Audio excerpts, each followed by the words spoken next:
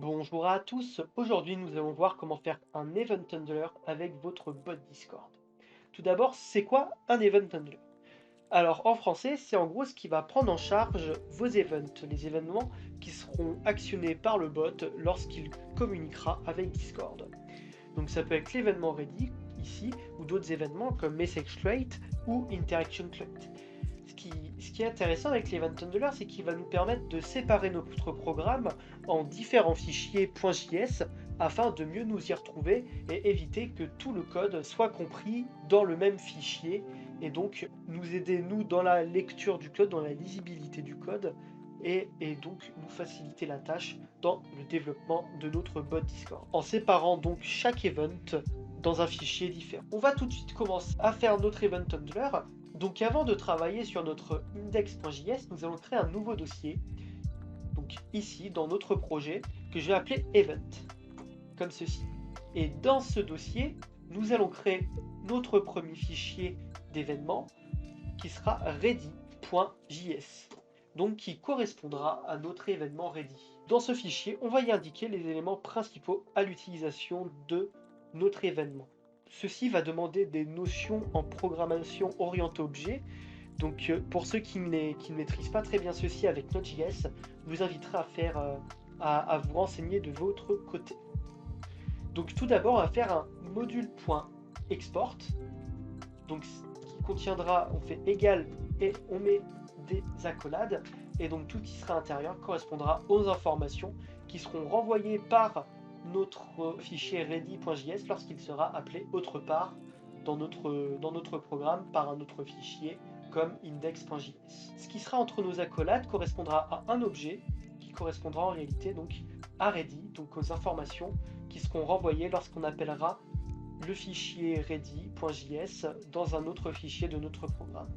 Les informations dont on va avoir besoin, tout d'abord, ce sera le nom de notre événement. Ensuite, nous verrons si notre événement a besoin d'être appelé une fois ou plusieurs fois dans notre programme. Et puis ensuite, nous aurons une fonction permettant d'exécuter le programme, l'algorithme correspondant à notre événement. Donc pour le nom, on va faire name, deux points, entre guillemets, et le nom de notre événement, ready en l'occurrence. Ensuite, on va séparer chaque information par une virgule. Donc on va à la ligne. Pour notre seconde information, si notre événement sera appelé plusieurs fois ou une seule fois, on va utiliser once, deux points, comme nom. Et puis on va utiliser une variable booléenne. Pour le coup, ce sera true, puisque l'événement ready, quand on regarde bien, il est appelé qu'une seule fois dans notre programme. Enfin, le programme correspondant à cet événement, généralement, on n'est appelé qu'une seule fois lorsqu'on utilise notre bot Discord, et cette fois est lorsque notre bot est exécuté. Donc ensuite, on remet une virgule, et ici, on va s'occuper ensuite de créer une fonction permettant, enfin une méthode en l'occurrence, permettant d'exécuter notre programme. Donc ça va s'appeler execute pour le coup. On met des parenthèses et on met des accolades tranquillement. Pour le coup, nos parenthèses seront vides pour l'événement ready, mais ce qui sera dans nos parenthèses correspondra en réalité aux arguments de notre événement. Par exemple, si ça avait été un événement de type message crate, comme nous le verrons plus tard, j'aurais écrit message ici. Si ça avait été interaction crate, j'aurais écrit interaction, c'est-à-dire un nombre de variables correspondant aux arguments, à l'argument en tout cas appelé par l'événement. Entre nos accolades, nous aurons le programme de notre événement ready. Et donc ici, je vais mettre un console.log bot opérationnel. Donc, on n'oublie pas de sauvegarder notre fichier en faisant CTRL-S. Et puis ensuite, nous allons pouvoir passer dans notre index.js pour programmer réellement notre event handler. Donc pour cela, on va avoir besoin d'ajouter quelque chose supplémentaire au début de notre programme qui va être une constante que je vais appeler fs, qui va être égale à require de fs. fs signifie file system en anglais, ce qui va donc nous permettre de pouvoir interagir avec des fichiers. On va donc pouvoir enlever notre client.ready, ici on n'en aura plus besoin. Et donc, juste en dessous de la déclaration de notre client, on va pouvoir programmer notre event handler. Donc tout d'abord, je vais créer une nouvelle constante que je vais appeler event_files, qui correspondra au fichier détenu dans le dossier event. qui va être égal donc à fs.readDir sync, comme ceci, entre parenthèses et entre guillemets. Et ici, on va mettre un chemin d'accès, le chemin d'accès qui mènera donc à notre dossier. ReadDir signifie en anglais read directory, donc lire fichier, lire dossier, pardon.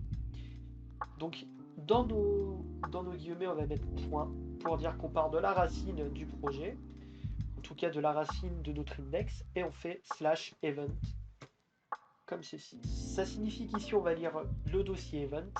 Ensuite, à côté, on va faire point filter pour y ajouter un filtre. Entre parenthèses file, qui correspondra donc en fait aux fichiers qui vont être appelés, aux fichiers qui vont être trouvés plutôt. Et on va mettre une flèche et un égal et une flèche vers la droite. Et on fait file.endWith, entre parenthèses et entre guillemets, .js.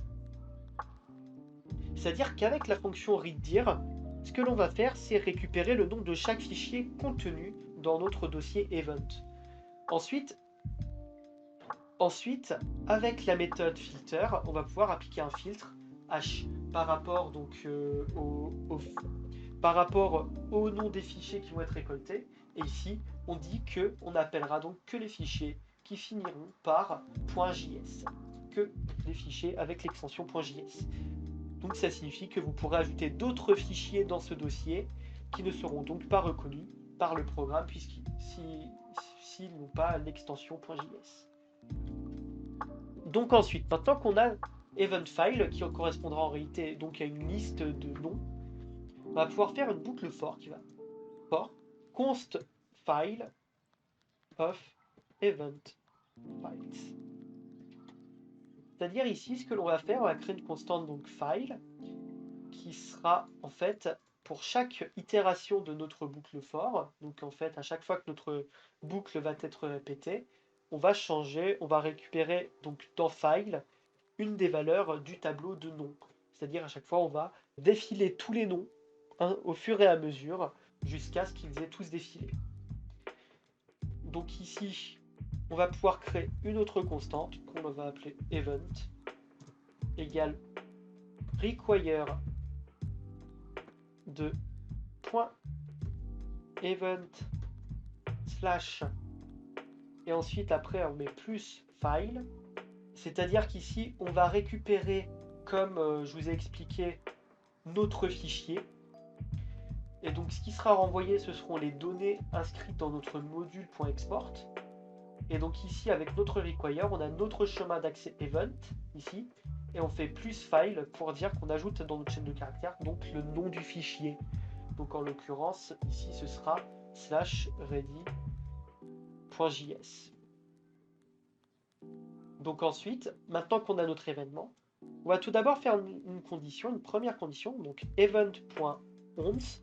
En faisant point, on peut récupérer les données renvoyées par notre fichier. On va vérifier la valeur inscrite dans la variable once, qui est un booléen. Donc si event.once est égal à true, donc pour le coup, on n'a pas besoin de le faire. Alors on continue. Donc ici, on met des accolades. Et ici, on va faire un client.once entre parenthèses. Donc là, en fait, c'est comme un client.on, sauf que ici, notre événement ne sera appelé qu'une seule fois. Une fois l'événement déclenché, il ne pourra plus jamais se déclencher. Donc ici, tout en premier élément, on va mettre le nom de l'événement. Donc ici, on va rappeler event.name, comme ceci. Ensuite, on met une virgule, des parenthèses. Et ici, on va mettre 3 points. On va écrire ARGS. Et ensuite, on va faire un égal et une flèche vers la droite après, bien sûr, nos parenthèses. Et après notre flèche vers la droite, on va écrire event.execute entre parenthèses triple point ARGS. Donc ici, qu'est-ce que l'on vient de faire? D'abord, on appelle, on fait notre client.once de notre événement, donc qui portera le nom de, ici en l'occurrence, de ready par exemple, notre événement ready. Donc c'est comme si on faisait un client.onceReady. Et après notre virgule, on a écrit un truc qui est donc dans nos parenthèses. Généralement, ce qui est dans nos parenthèses correspond aux arguments de notre événement. Ce dont je vous ai parlé tout à l'heure par rapport à la fonction, à la méthode execute. Les arguments de notre événement, on sait qu'il peut y en avoir plusieurs, ou un seul, ou aucun. Et donc, on va utiliser une définition que je qualifierais de dynamique, avec les trois petits points ARJS, c'est-à-dire on crée notre variable trois petits points ARJS, qui correspondra en fait à une forme de tableau d'arguments. Donc, chaque case de notre tableau correspondra à un argument que l'on pourra, donc un des arguments de notre événement. Et donc ensuite, on fait égal flèche vers la droite et on fait event.execute. Et dans nos parenthèses, on met trois petits points ARJS, donc argument, c'est-à-dire on exécute la fonction et on exécute la fonction donc execute avec les arguments de notre événement. Donc j'espère que c'est assez clair. Ensuite, donc, ensuite, on va faire un else par rapport, donc si notre événement n'a pas à être appelé qu'une seule fois, on va faire un client.on cette fois-ci, entre parenthèses, et là en fait on va faire pareillement, c'est-à-dire on va faire event.name, virgule, entre parenthèses, 3 points, ARJS, ensuite égal flèche vers la droite, event.execute, entre parenthèses, 3 petits points, ARJS. Donc là, on a notre event handler qui est prêt, c'est-à-dire que je peux créer autant d'événements que je voudrais ici, du moment que je donne les bons arguments ici, c'est-à-dire qu'il faut que ma liste d'arguments soit identique à la liste d'arguments qui seront appelés par l'événement, donc il faut bien vous renseigner sur la documentation. Donc par exemple, donc on va tester le programme tout de suite, hein, pour voir si ça fonctionne, si notre événement ready est bien appelé. Et donc vous voyez que là il y a bien écrit bot opérationnel et on voit que la ligne, donc notre console.log vient bien de notre fichier ready. Maintenant que notre event handler fonctionne, on va pouvoir essayer d'ajouter un autre événement pour être sûr que tout cela fonctionne correctement. Donc là on va ajouter un événement du style messageCreate. Donc ici je crée un nouveau fichier messagecreate.js comme ceci. Et donc ici je vais pouvoir y ajouter les informations de notre événement. Donc en faisant module.export égale accolade, et donc dans nos accolades on va mettre name de point messagecreate. Ensuite on va écrire once de point, en l'occurrence on va mettre false puisque c'est un événement qui a pour destinée d'être appelé à multiples reprises. Et puis on va ajouter notre méthode execute. Entre parenthèses, ici on va y mettre une valeur qui va être message puisque c'est un argument relatif à notre événement messagecreate. Faites bien attention en lisant la documentation à bien ajouter les bons arguments dans votre méthode execute. Sinon cela pourrait poser problème dans votre commande. Ici on va juste y mettre un petit console.log message qui va nous donner le contenu de l'objet message envoyé par l'événement. Donc on n'oublie pas de sauvegarder à chaque fois, bien entendu, vos fichiers pour qu'ils soient bien édités correctement.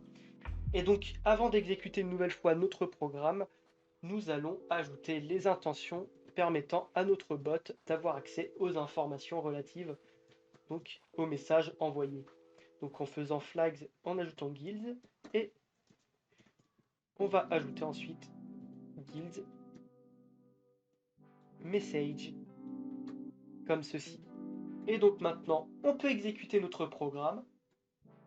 Et donc si maintenant je vais sur mon Discord et que j'écris un message au hasard, on voit bien que ça a parfaitement fonctionné. On a bien reçu en fait dans la console toutes les informations relatives au message qui proviennent donc de cette ligne de commande. Et donc vous pouvez ajouter maintenant tous les événements que vous voulez avec cet event handler. Et donc c'est tout pour cette vidéo, j'espère qu'elle vous aura plu. Si elle vous a aidé, n'hésitez pas à mettre un petit pouce en l'air et vous abonner à la chaîne, ça me soutient énormément. Si vous avez des questions, vous pouvez rejoindre mon serveur Discord, le lien est en description. Vous y trouverez dessus des salons où vous pourrez poser vos questions sur le développement de vos bots Discord. Vous pouvez pouvez également rejoindre le serveur Creator Area qui réunit une vaste communauté autour de plein de domaines du développement informatique. Dessus, vous pourrez échanger de tout et n'importe quoi à votre guise et potentiellement faire d'excellentes rencontres. Sur ce, je vous dis à la prochaine, c'était Loudraziel, et n'oubliez pas, Peace and Code.